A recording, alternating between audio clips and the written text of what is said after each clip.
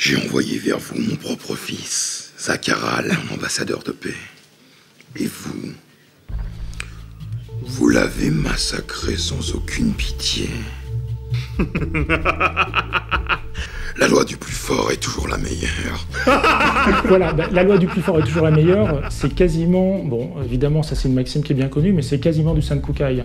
Dans le premier épisode de Sankukai, on voit Golem 13 expliquer à ses troupes, aux Stressos, qu'effectivement la loi du plus fort est toujours la meilleure et que donc ils n'ont aucune gloire à avoir réussi à vaincre quelques petits misérables terriens. Mais pour revenir à cette scène-là, oui, une fois de plus, c'est la duplicité de Glue Manchu. Il commence par mentir de manière éhontée, en se présentant lui comme un émissaire de paix. Enfin, c'est tout à fait typique d'un autocrate. Et puis en fait, il ne peut pas retenir sa nature profonde, c'est-à-dire qu'il a du mépris pour les faibles. Son fils a été vaincu, il ne mérite pas son respect.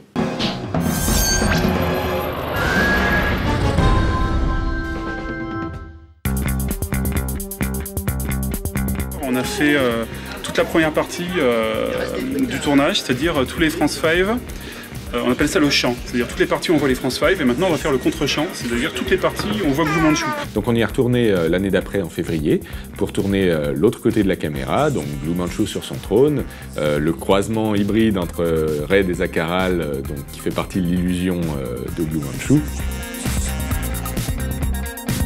On l'appelle Zakared, enfin ça c'est un terme d'Alex.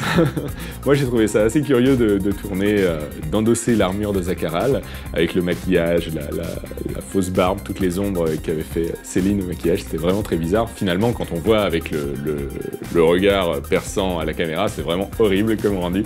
J'espère que ça va pas traumatiser trop de monde. La question est qu'est-ce que je fais?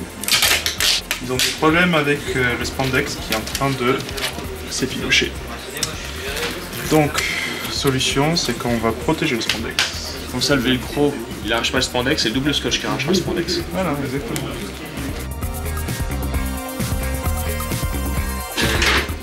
C'est quoi la bouche là? En tout cas, pour ce tournage, du coup, Alex avait demandé aux France 5 de revenir parce qu'il voulait avoir un plan avec à la fois Glue Manchu et les France 5. Mais pour faute de place, on n'a pas pu le faire. Finalement, il n'y aura aucun plan, enfin on n'aura tourné aucun plan où les deux seront ensemble, même si au final, on verra des images comme celle-ci, où il y a les France 5 contre Glue dans la même image, mais en fait, le lieu est tellement serré qu'on est obligé de tourner les deux séparément.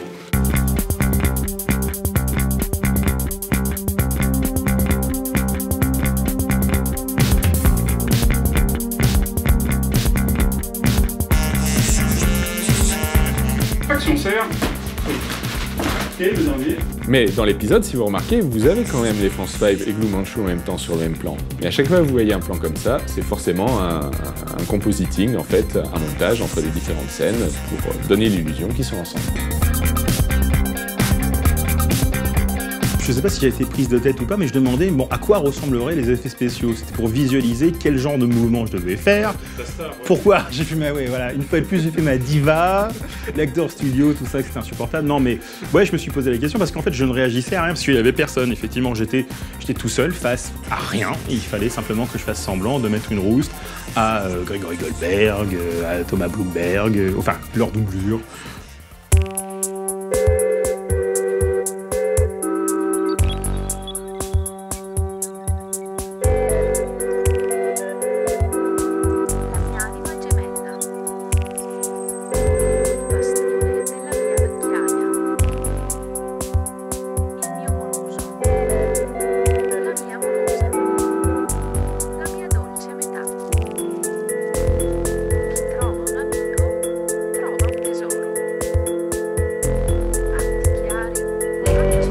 Alors on me demandait tout à l'heure justement pourquoi on écrivait le scénario au fur et à mesure.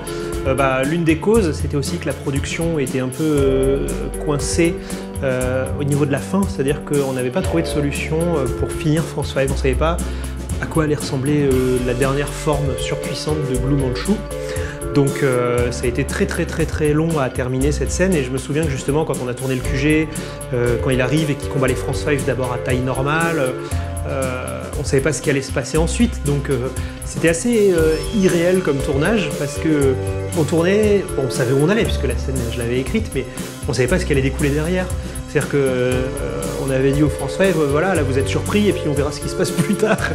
Maintenant que vous avez tué Zakharad, vous allez prendre sa place à mes côtés. D'accord. Mes enfants. Eh bien, en fait, hier on a travaillé sur le premier texte. On a fait quelques modifications et Alex a préparé un storyboard. Et puis l'agent en fait nous a fourni avait regardé le texte original et puis nous a fourni une autre version avec des choses à la fois. Enfin, il y a à la fois des choses intéressantes et puis des choses un peu moins bonnes. Et j'essaie de voir comment on peut prendre le meilleur des deux pour faire quelque chose de bien. Tout en respectant le storyboard un minimum, parce qu'après tout, il y a des gens qui ont travaillé dessus, faut les connaître non plus. Donc, et qu'on est le jour du tournage. Mais ça correspond bien à la manière dont on travaillait, c'est-à-dire que, pour ce qui me concerne, au début c'était vraiment difficile. Essayer de mettre des idées convenablement sur le papier, c'était dur. Et puis on ne sait pas pourquoi, à un moment donné, il y a une idée qui vient, qui surgit. Et là, je me souviens qu'effectivement, les dialogues n'étaient pas terribles, ça manquait de punch. Quand on est arrivé au tournage, en fait, il y a une petite tension au moment du tournage dans le sens positif, c'est-à-dire qu'on était tous très concentrés, et le fait d'être concentrés, je pense que ça nous a aidés tous ensemble à essayer de sortir quelque chose d'un petit peu plus vif. Quand on a commencé quelque chose, il faut aller jusqu'au bout. C'est pour les galvaniser, puis je suis sûr que le fait de leur parler latin, c'est les galvaniser jusqu'au bout. Mais la citation est belle, hein, que justice soit faite, le monde dut-il en périr, un fiat justitia pereat mundus. Regarde-toi et regarde-moi. Ne perds plus ton temps à protéger une planète, une nation, que sais-je encore. Rejoins-moi. Ben ça, c'est tout à fait, de mon point de vue, du dialogue de série B, comme je les adore. Il faut que ce soit un petit peu excessif, assez drôle, essayer de trouver des formules qui font mouche. Bon, c'est pas toujours évident. Si ce que vous appelez le diable représente le mal, sachez que moi, Glomanchou, représente le mal absolu. Et puis, il faut savoir qu'avec David et Greg, on était complètement sur la même longueur d'onde. Il n'y a jamais eu la moindre friction sur les dialogues de ce point de vue-là, puisqu'on voyait les choses à peu près de la même façon. Il faut être très honnête, on n'a pas été super productif, c'est-à-dire que si je regarde le temps passé par rapport à la production, je veux dire, c'est quand même un petit peu discutable en termes d'efficacité, mais en tout cas, qu'est-ce qu'on s'est marré. Ça va? Mieux que jamais. Coupé, elle est bonne.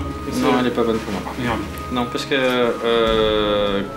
attention, Joub, quand tu lui tapes sur l'épaule, du coup tu le déstabilises. Et ça casse l'image. Bah c'est dans des scènes comme ça qu'on voit que les cascadeurs de France 5 ont vraiment fait leur devoir sur les Sentai, sur la manière de transmettre des dialogues, alors qu'on a un casque sur la figure et qu'on est complètement inexpressif. Donc c'est beaucoup de mouvements d'épaule, voilà, ça va, bouger la tête, c'est des petites choses comme ça, mais ça je vous assure qu'il y a eu vraiment beaucoup de travail pour essayer de trouver comment faire, comment ils font dans les vrais Sentai pour arriver à transmettre ça.